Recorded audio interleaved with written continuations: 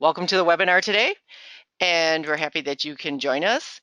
And there's just a few logistics that I'm going to go through, and then we'll get started. So first of all, I want to thank our presenters today for doing their webinar. Same job, new challenges, keeping forests healthy in a changing climate. Today, our presenters are Dr. Leslie Brandt and Stephen Handler, and they are the climate change specialists with the USDA Forest Service and the Northern Institute of Applied Climate Science. And if you, on your screen, if you're not familiar with GoToMeeting, there is a little GoToMeeting box, and on there there's a double arrow up in the upper right-hand corner. You can click on that, and that can shrink your controls. So either you can shrink them or you can have it all on open, and you can see what's going on. And there is also the mute, and it looks like everybody is muted. I'm going to mute Dale, and just because then we can hear you talking or whatever. I'm going to take questions at the end of the presentation. You can do those two different ways. You can either wait till the end and then unmute yourself and ask them over your microphone, or you can send them through the chat line. And if you send them through the chat line, please send it to everyone, and then we'll be able to look at that. Stephen and Leslie are off-site, and so we're not any of us in the same room, so we're doing this remotely. And so if you reply to everyone, we will all see them and we can get your questions answered. I think that's about it. I just want to mention that it's being recorded today, and once it's done being recorded, and we'll get it posted on the Wisconsin Land and Water website. We usually do that with all of our webinars, so you can watch them at any time. It may take a week or so. We're busy with getting ready for the annual conference right now, so we'll get it posted as soon as we can on the Wisconsin Land and Water website. And when we're done today and sometime during the presentation, I will send out a link that will have on there a link to a survey or an evaluation that we would like you to fill out and tell us what you thought of the webinar today, and that would be great. And we're also offering one sustainability CEU. So if you're going to want the one CEU for this webinar, you're going to need to contact me. The best way would probably be email, and then I can get that taken care of. I'm going to be taking a list of all the people that are in attendance, but like today, we have a meeting going on here in Oshkosh, and there's like 5 of us in the room. So sometimes I don't know who's all in that meeting room. So again, if you can email me after the webinar or during the webinar and let me know that you would like to get the one sustainability CEU, I will get that submitted for you.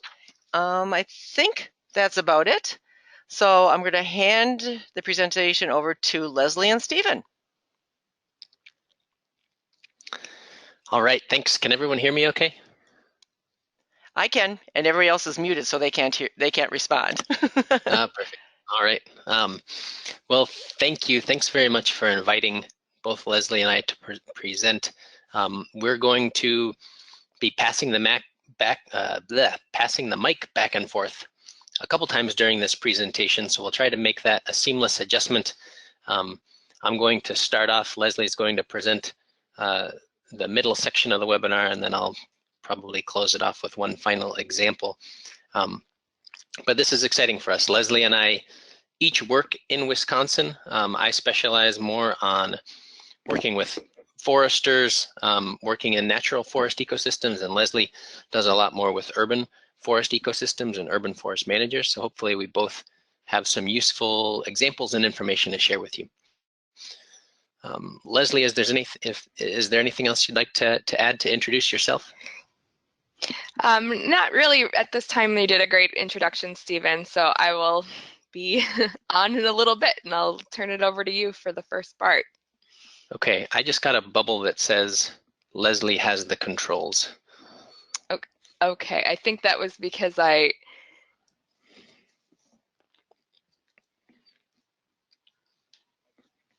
Okay, awesome. Now it looks like I have the controls. All right, okay, so Very quickly, just an introduction to our group. Like Penny mentioned, we are with the Northern Institute of Applied Climate Science. And you see here our reason for being is to provide practical information, resources, and technical assistance related to forests and climate change. I tell people we're like a climate change help desk for foresters and land managers all across the Midwest and also up into New England. We have a pretty big regional footprint. We focus on climate change, helping people adapt and prepare for change. And we have a very diverse background, of diverse makeup within Nyack. So we are a multi-organizational partnership, including all the organizations you see here in the logo soup at the bottom. So the Forest Service is a main partner. We have 3 universities that are part of our steering group, including Michigan Tech University, where many of us are based here in Houghton. Also a couple national conservation organizations like the Trust for Public Land and American Forests. NCASI there in the bottom is the National Council for Air and Stream Improvement. That's a forest industry science group.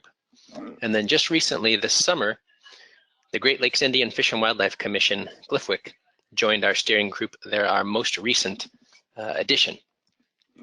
So all that means is we have a lot of flexibility and we have a mandate to work with anyone and everyone across the forestry community. So we work just as much with federal land managers as we do with state agencies, counties, tribes, forestry consultants, on down to individual private landowners.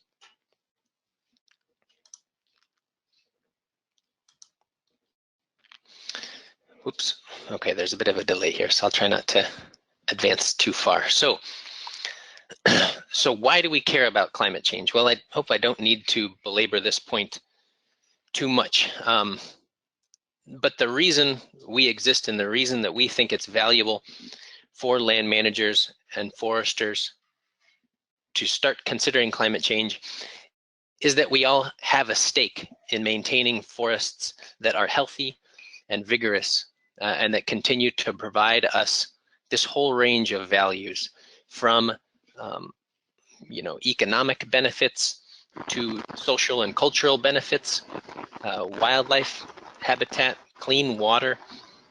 We don't have to argue about which of those is the highest priority. I think we can all agree that forests are valuable enough that it's important for all of us to keep them functioning and keep them healthy. Climate change now is a looming threat on the horizon, and we think it's part of responsible land management now to start considering climate change as a real risk and to start figuring out how to adapt and prepare so that we can continue providing these values going forward into the future. Now, bringing it a little closer to home, what has climate change meant for Wisconsin so far? Well, whether you know it or not, Wisconsin is kind of on the leading edge of climate change in the United States. You see here a map of temperature change trend in degrees Fahrenheit per decade since 1970. So we got about 40 years, a little over 40 years represented on this map. Just as an aside, the standard in our field is that you have to have at least 30 years of information before you can say anything reliable about the climate. Anything shorter than 30 years is really, you're mostly talking about year-to-year variability and uncertainty. So in order to have a trend that is a little more reliable, we say at least 30 years in order to talk about the climate. What you see here is that Wisconsin is actually the 4th fastest warming state across the country. This is looking at annual temperature change. If I were to show you a different map of just change in the winter time, this rate is actually double that. Okay, so our winter has been warming twice as fast as the annual rate of change.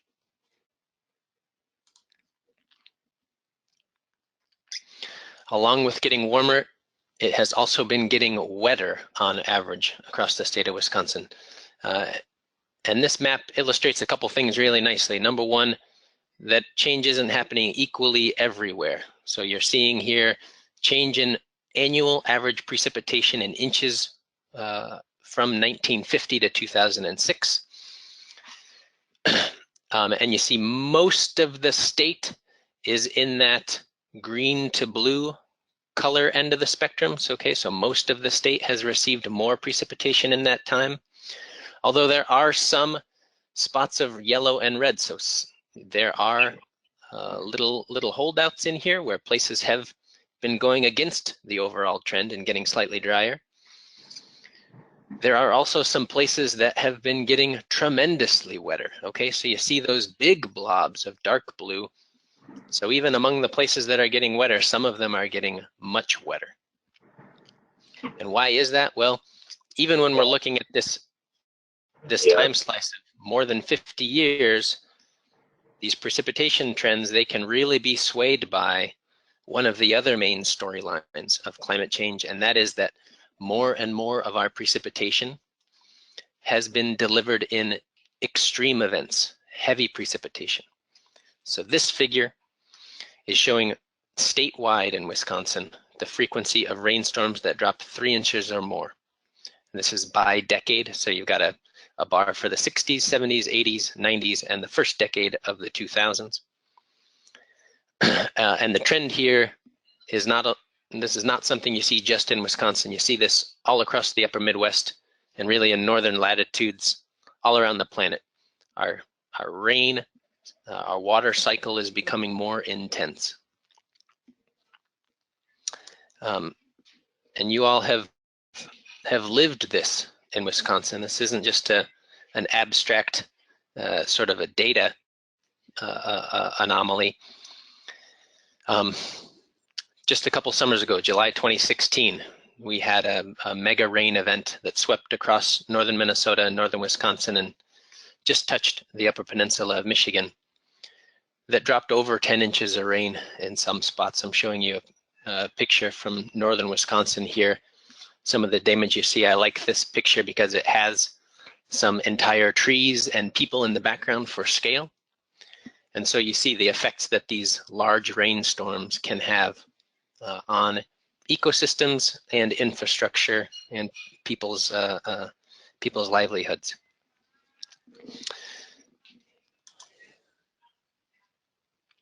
So these are things that are not in the future, and these are things that have already happened. When I talk about the two main storylines of change with climate change so far in our part of the world, I talk about warmer winters and more heavy rainfall. So what can we expect looking ahead into the future? Well, we know climate change, there's always some uncertainty involved when you're talking about long-term projections.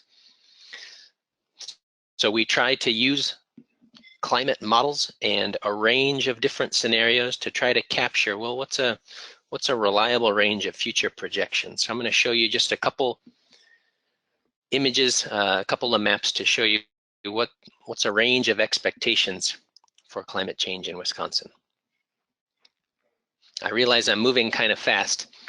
We didn't design this presentation as full story, soup to nuts of climate change in Wisconsin. This is just kind of skimming the surface and giving you eventually some resources and places to learn for future deep dives.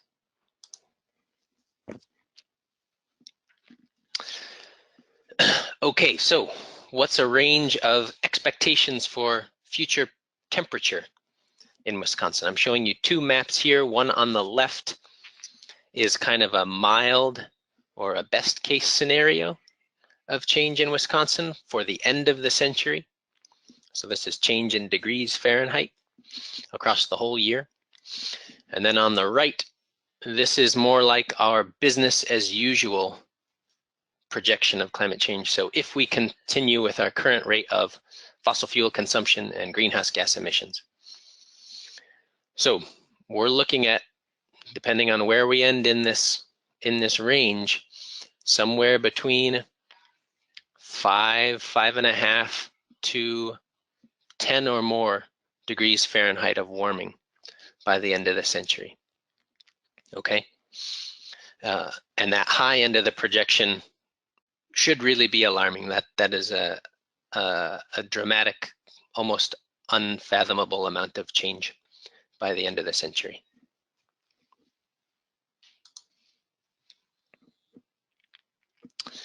Along with that, we expect most of that warming to be driven by changes in winter, as we have already experienced. But even when you're warming the average just a little bit in the summer, that means the extremes are also getting warmer. So we're expecting more hot days in the summertime, for example. So this is where it, again, connects with human livelihoods and human health. You see here, southern Wisconsin could see more than 40 days additional above 90 degrees by the end of the century, if we end up towards the upper end of that climate change expectation.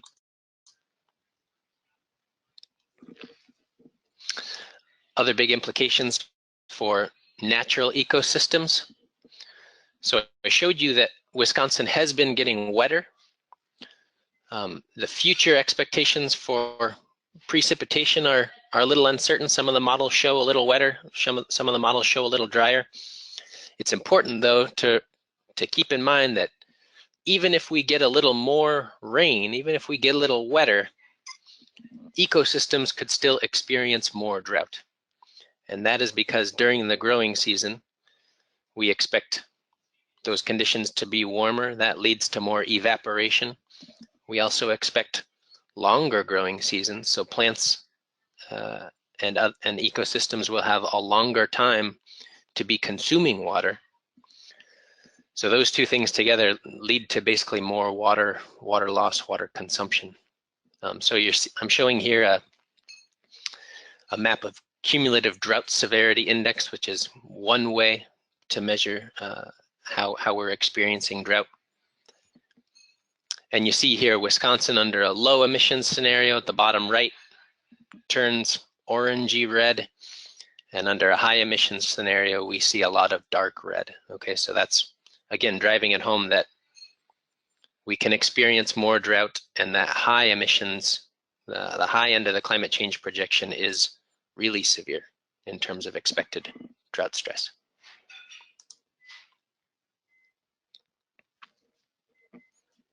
As our winters continue to warm, that affects the way we experience winter and the way we get precipitation. So we're expecting shorter winters with less snow and more rain. So this is showing snowfall projection, inches of snow change by the end of the century. Depending on where you are in the state, we could be looking at 15 or 20 fewer inches of snow across the course of a winter, to as much as 25 or 30 and fewer inches by the end of the century.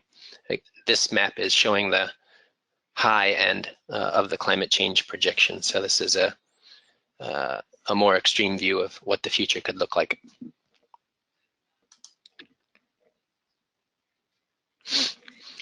Like I mentioned, this is just skimming the surface of climate change information. Our team, Nyack, has produced some reports and documents to really get a deep dive on what does climate change mean for our part of the world. One of these assessments specifically focuses on urban forests in the larger Chicago wilderness region. This is a report that Leslie led with many partners, so this includes southeastern Wisconsin. And then another colleague of mine, Maria Genoviak, led a team of folks to look at northern Wisconsin forests and climate change impacts. That's the report you see on the right there. Both of those are available at our website, forestadaptation.org.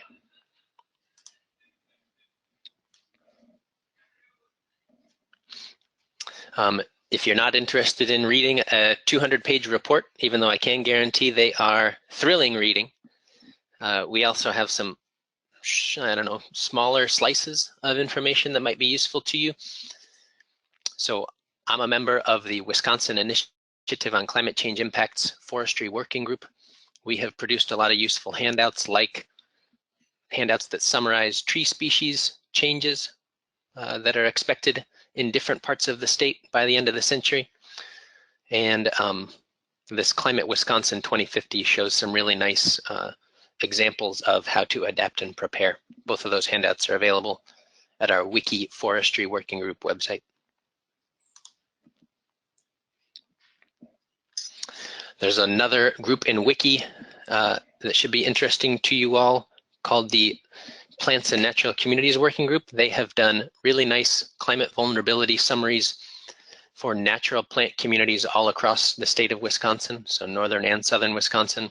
They look at broad community groups and individual natural communities. So you can get as specific as you want and looking at these really nice summaries of what does climate change mean for these different native plant communities.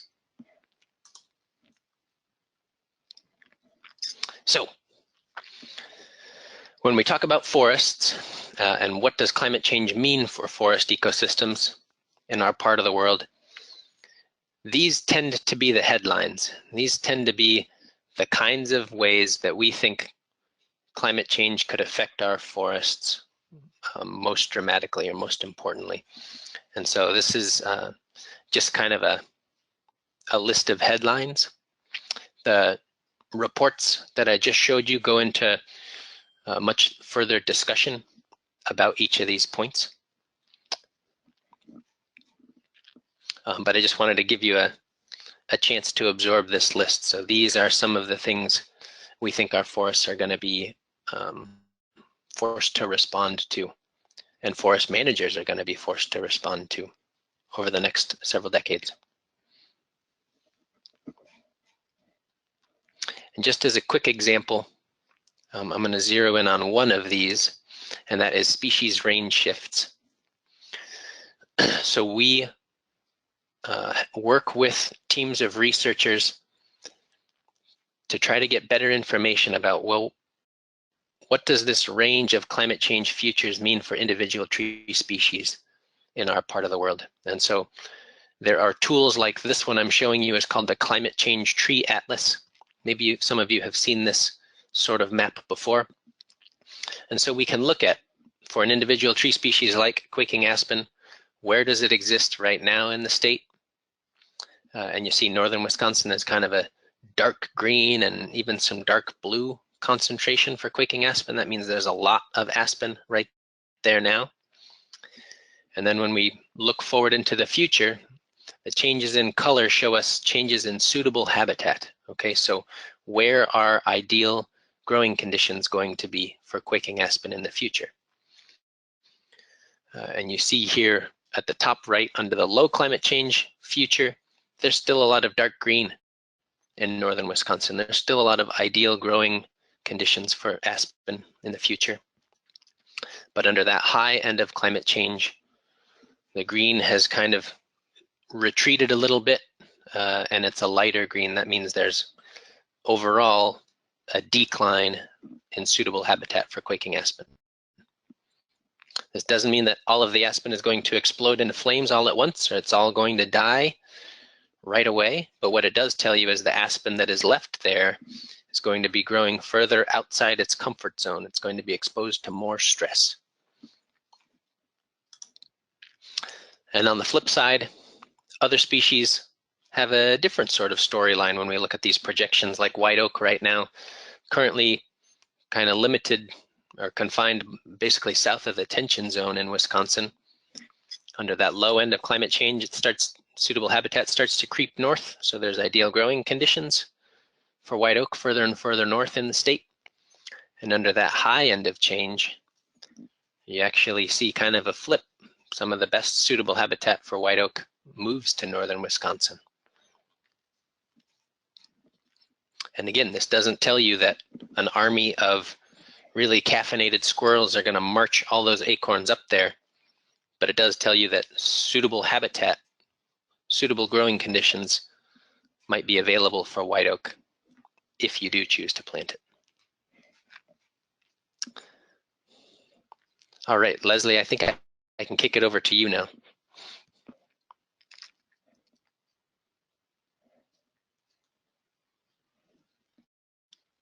Are you on mute, Leslie?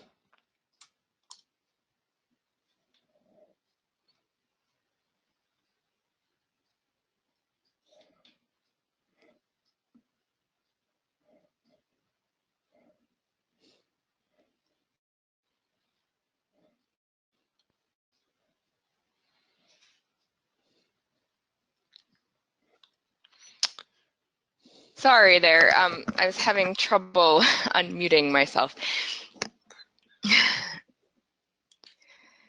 Now, if I can hear you now. Okay, great. All right, I'm going to shift gears and talk a little bit about what some of the implications of climate change might be to urban forests and more urban areas. So what Stephen just shared with you about changes in species ranges was only for native tree species, and really these models were developed for natural habitats. But what does this mean for things like cultivars and non-native species, other plants, invasive species, and other things people are concerned about as natural resource managers? So one tool we can look at is changes in hardiness zones. So hardiness zones are often used to determine what species or cultivars can be planted in different locations. And this map here shows the 1980 to 2009 range that determines hardiness zones. And hardiness zones are determined based on the coldest temperatures of the year. And on the left, this is under a low emission scenario. This is sort of the best case scenario. On the right, it's a high emission scenario. So that's sort of a business as usual scenario if we continued to emit greenhouse gases at a rate as we are currently. And as you can see, they're pretty similar right now because these are what the current conditions are. So right now in Wisconsin, we range from like on the border of a zone 6 in the southeastern part of the state up to zones 4 and 5 in the northern part of the state. And by the end of the century, so this is 2070 to 2099, we expect under a low emission scenario that a lot of Wisconsin could shift from a zone 5 to a zone 6, or from a zone 5A to a zone 5B. And under a high emission scenario, there could be parts of Wisconsin that even go up to a zone 7. Or possibly 8 in the far southeastern corner of the state. So that can dramatically change what species are suitable for planting, both in agriculture as well as in developed sites. Another way we can assess habitat suitability for planting is by looking at heat zones. And heat zones are sort of the flip side of hardiness zones. So hardiness zones are determined by the coldest temperatures of the year, and heat zones are determined by the number of days above 85 degrees Fahrenheit. So how many hot days you have per year. And currently in Wisconsin, we're about a heat zone 2 to 4 across most of the state, which means that we have about 1 to 30 days above 85 degrees Fahrenheit. And by the end of the century, under a low emission scenario, we see a shift to up to 15 more days above 85 degrees Fahrenheit from what we have currently. But under that higher emission scenario, which is sort of what we're tracking currently, we could shift to a heat zone 7 or possibly 8 in parts of the state. So that's several months more of those very hot days, and that can really dramatically affect the ability of plants to deal with that heat stress. So that talks only about sort of the direct impacts of temperature, but another really important component of understanding how vulnerable species and ecosystems are is looking at the adaptive capacity of a system or a species. And that's the ability of that system to cope with change with minimal disruption. And when we're talking about natural ecosystems, we tend to focus on biological factors that can affect the adaptive capacity of an individual or a species or an ecosystem. So things like its ability to acclimate to new climates, its evolutionary capacity, the amount of biodiversity or genetic diversity within an ecosystem. So we have been working on evaluating the adaptive capacity of different tree species for urban environments. And what we found is there's a huge range of adaptive capacity in trees that are commonly planted. So one example of a species that has relatively high adaptive capacity is Kentucky coffee tree. This species is not really related to anything else. It doesn't really have a lot of major pest or disease issues. It's adaptable to a range of soils and climates. It's relatively tolerant of urban environments, and it's relatively widely available and easy to maintain. In contrast, things like tulip tree or yellow poplar can be very susceptible and have low adaptive capacity. They have relatively weak wood. They're intolerant of a lot of stressors like flooding and drought and salt and ice damage. And so these species might have a lower adaptive capacity. So even if temperatures are suitable for things like tulip tree, all the other stressors from climate change might make it unable to adapt to those conditions. So we looked at these changes in hardiness zones and heat zones and adaptive capacity to assess the vulnerability of different urban trees in the Chicago wilderness region. So I'm just going to give you an example of what we found there. And we can do analyses like that for areas in Wisconsin if you have an inventory of tree species in your area. So based on the number of trees sampled, what we found was about half of those trees had low vulnerability and only a small portion of them had high vulnerability. And so that first made us feel pretty good, but once we looked more deeply, what we saw was that a lot of the species that had low vulnerability were invasive species. So things like European buckthorn, which is the most common quote unquote tree in the Chicago region.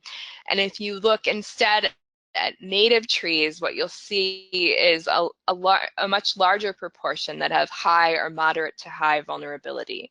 So that means those species have a reduction in habitat suitability based on temperature and precipitation, as well as low capacity to adapt to changes in conditions.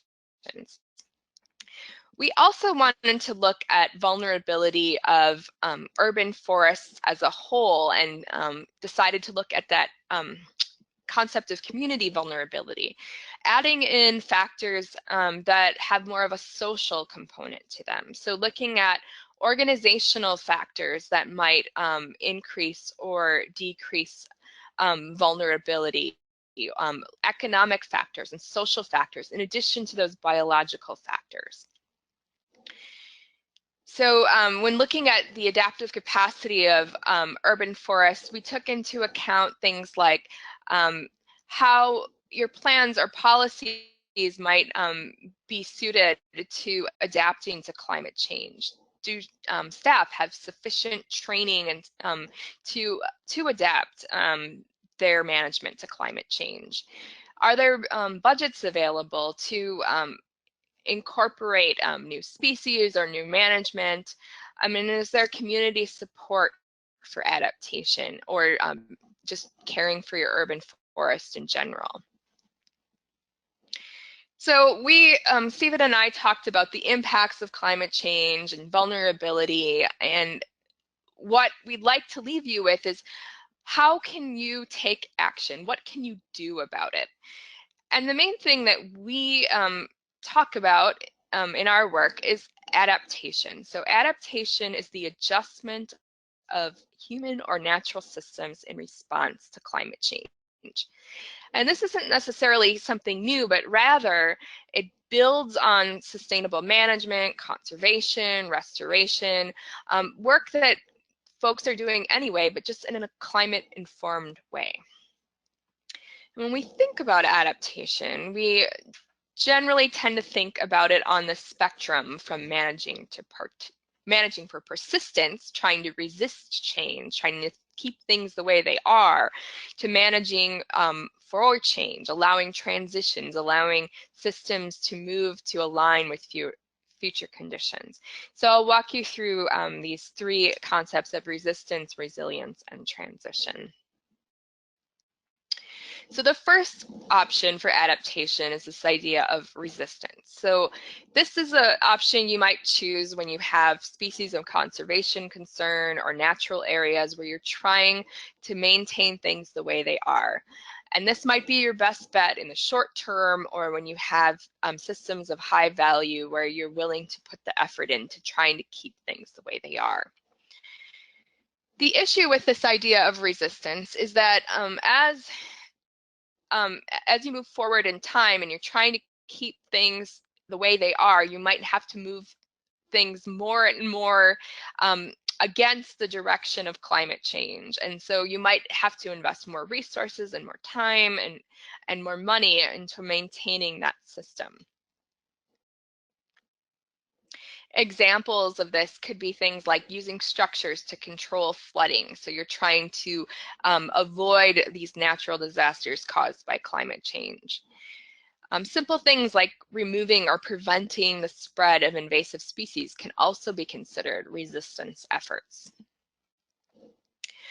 The second option, resilience, means to accommodate gradual change and the idea of returning to a prior condition after a disturbance. So it's this idea of allowing a system to bounce around within some sort of range of variability, but you're hoping that it can bounce back. And I'm sorry, my cat is on the webinar right now. She loves webinars. And allowing that system to bounce back after a disturbance. So, so this idea with resilience is that you're allowing some change to happen, either in composition or structure, and you're allowing more variability in that system.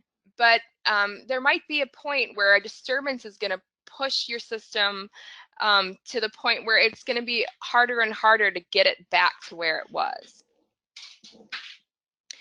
So ideas on the resilience end of things are things like restoring disturbance adaptive ecosystems. So like things like prairies and wetlands and things that might have a natural flood regime or fire regime or other disturbance regime. In more developed areas, it might be things like incorporating rain gardens and natural wetlands in areas to deal with increases in stormwater runoff. The third option is what we generally think of more when we think of adaptation, and this we call transition or response, and this is where you're intentionally encouraging change and helping ecosystems or communities respond in a targeted fashion. With this idea, what you're trying to do is anticipate the direction of change from climate change and put more effort into getting that system to align with those future conditions. So you might be investing more upfront, but the hope is that in the long run, you will have to invest less in the future because your system will be more aligned with those future conditions. Now, a classic example of this transition strategy is this concept of assisted migration. This is where you might be intentionally moving species to newly suitable habitats based on model projections or based on data, either up slope in elevation or up in latitude or into areas that have better precipitation regimes that align more with your future conditions. So these are really broad ideas, these ideas of resistance and resilience and transition. So how do you take these broad ideas and translate them into on-the-ground actions? And we developed a resource called Forest Adaptation Resources, and this is designed for a variety of land managers with various goals and objectives.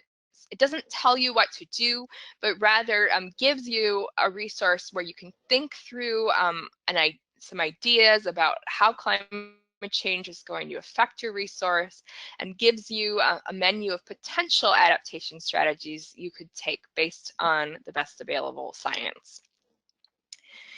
And one of the key features of this resource is this adaptation workbook. So it starts with you defining your own goals and objectives, then incorporating vulnerability assessment information, evaluating whether or not you can meet your goals and objectives given those vulnerabilities, and then asks you to develop specific adaptation strategies that are going to help reduce vulnerability and help you meet your goals and objectives. And then we finally walk you through some questions to get you thinking about how are you going to evaluate the effectiveness of your adaptation actions. So we've used this process in hundreds of projects across the Midwest and Northeast, including here in Wisconsin. These examples are available on our website, forestadaptation.org, and if you click on demonstration projects, you can filter by location, by ownership, by topic area to get some idea of what people are doing to adapt to climate change. And these aren't necessarily dramatically different actions, but rather good conservation and good management done in a climate-informed way. So Stephen and I are just going to give you a few examples of some of these adaptation projects. And the first I'll walk you through is from the Riverside, Illinois. So this is an urban example. So Riverside, Illinois used the adaptation work, and they're in a reforestation project. They lost a lot of their tree canopy to emerald ash borer. They had a lot of ash trees, and so some of their goals were to mitigate losses associated with emerald ash borer in parks and parkways and natural areas within the community.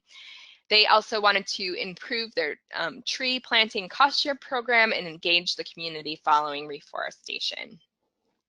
Some of the challenges that they identified from climate change were changes in habitat suitability for some of their most commonly planted trees, an increase in summer drought events, and an increase in habitat suitability for invasive species. So some of the adaptation actions that they're taking on that resistance side of the spectrum, to deal with that increase in invasive species, they're taking an even more active approach in removing invasive buckthorn to allow a natural regeneration of hopefully future adapted trees.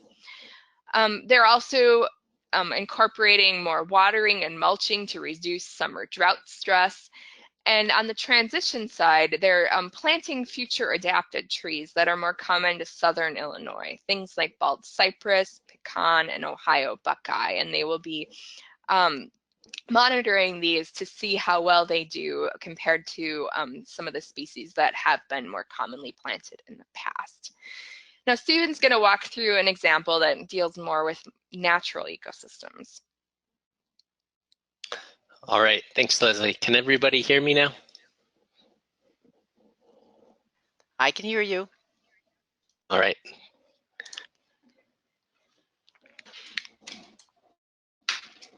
Okay, so the example I'm going to share with you, I don't know, did I do that? I'm trying to mute myself. Okay, I'm gonna try to reverse this here.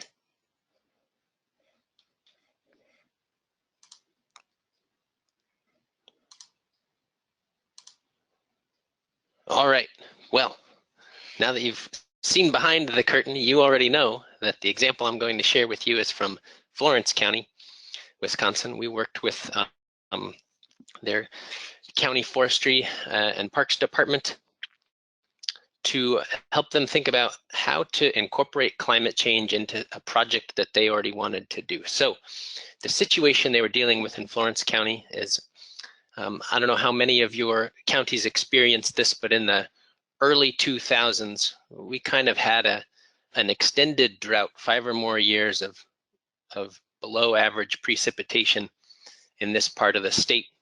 And they had many stands of forest that were really suffering from this. The bottom left picture that I'm showing shows some real serious decline in some of their oak stands on county forest land.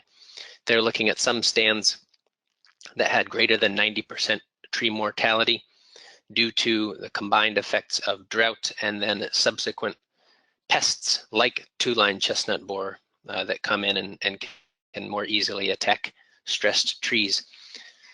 And so in some of these stands, 90% mortality, they've gone in and done a salvage harvest. They've cleared a lot of these dead and dying trees, and they're looking at, you know, expanses like the photo in the upper left, where they have open ground now that they need to reforest in order to satisfy their management objectives.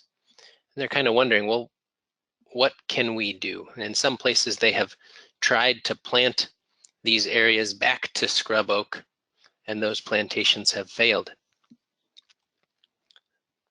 So they worked with us to go through this adaptation workbook process like Leslie mentioned. So we spent some time talking about their management objectives. We talked about some of their general risks from climate change in this part of the world. So the map in the lower left there shows this long-term trend in precipitation. Florence County is near the center of that bullseye that for some reason has been getting drier across the whole year in far northern Wisconsin and the western UP. These sites in particular are really susceptible to a drought risk because they are sandy, nutrient-poor soils. And then also just the issue of continuing these forests in oak presents some risk because oak wilt is kind of right on the doorstep in Florence County. So after thinking about general climate change risks and kind of the specific factors of this piece of land they were looking at, 400 acres that they wanted to figure out what to do with, they ended up coming up with some new and different things to try under this umbrella of climate change adaptation.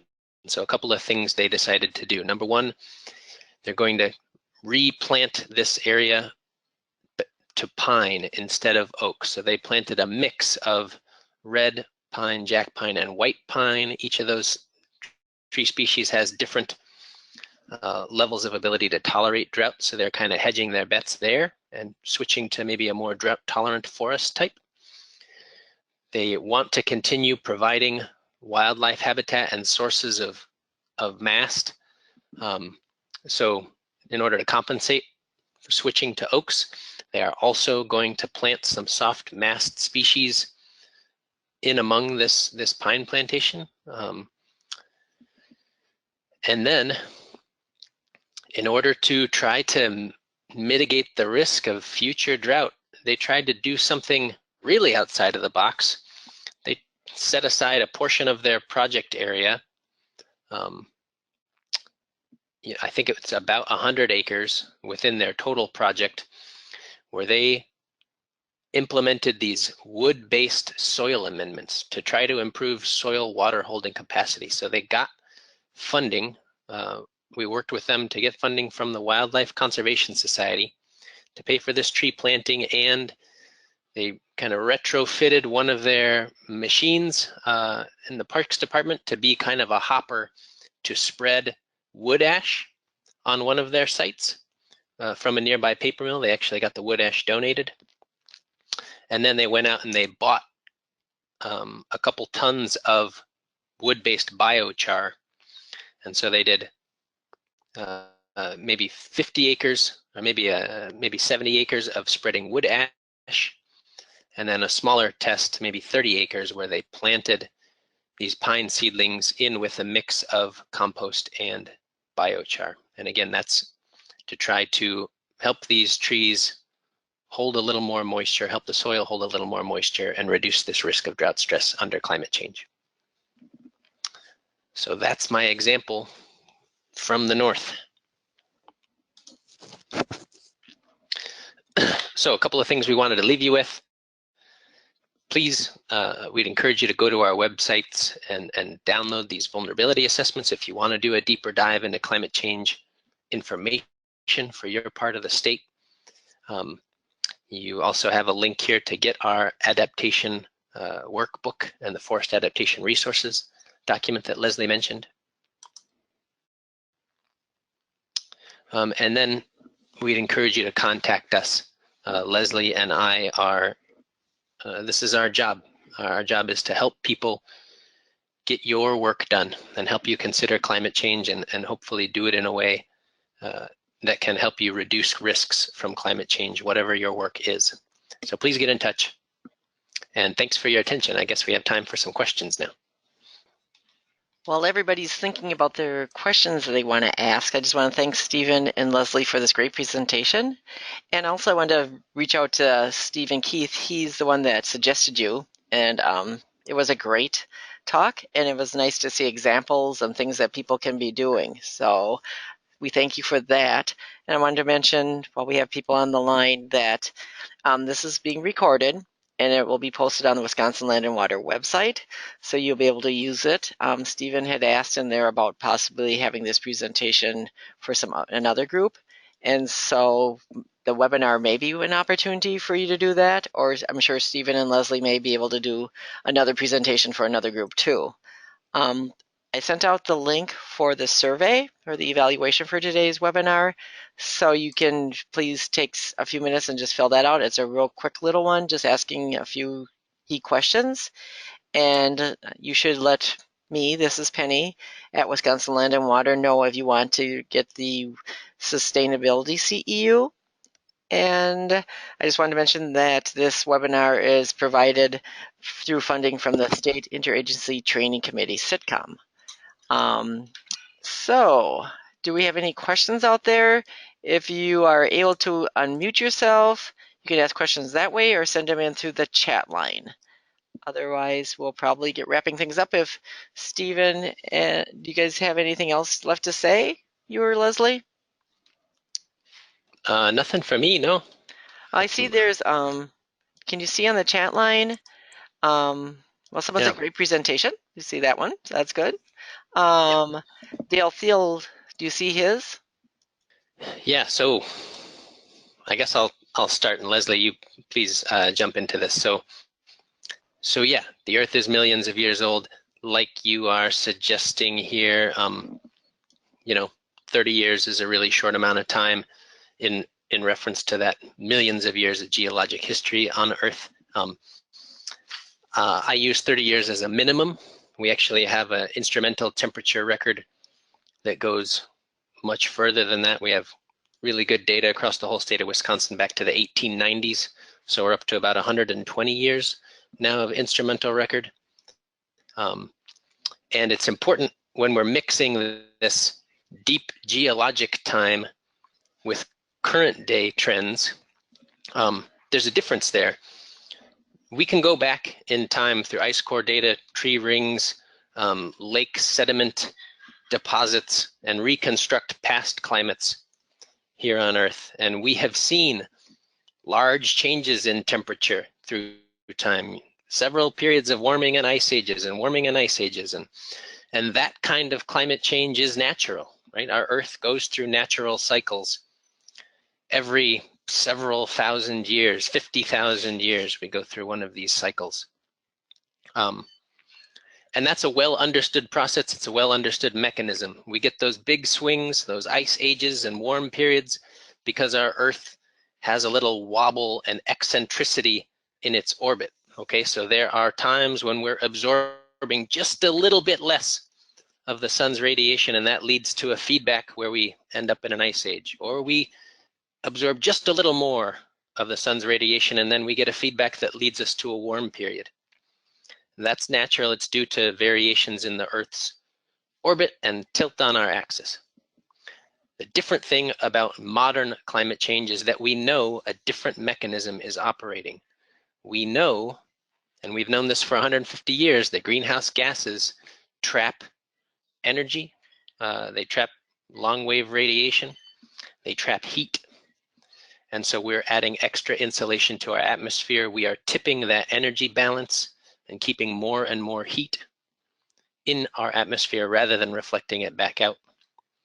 And so we know that our excess contribution of greenhouse gases is what is responsible with this most recent trend.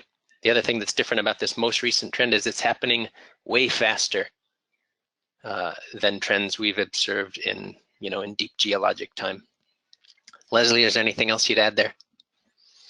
I guess what I would add is the models that have been constructed by independent organizations across the world basically have shown that if we don't take into account greenhouse gases, we are not able to accurately predict the temperature changes that we have observed.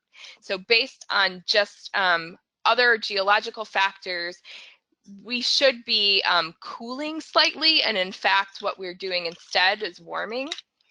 The other thing to keep in mind is that if you look across that historic and paleo record, the amount of greenhouse gases in the atmosphere has never been as high as it is now for hundreds of thousands of years, and the temperature that's projected to occur in the next couple of decades, even under that low emission scenario, is higher than what we've seen in hundreds of thousands of years. And if you're interested in these sorts of questions, I think a great website to check out is Skeptical Science, and that provides some great peer-reviewed literature that summarizes some of these questions. What was that website again, Leslie? It's called Skeptical Science. Okay, thank you. Yeah. I am sorry, I do have to run for another phone call, but Okay. I had a lot of fun. Thanks for inviting us. Thank you. I think everyone's done anyhow, so let's say goodbye for now. And thanks again. Everyone have a great day and a super weekend. Thank you. Goodbye. Thank you.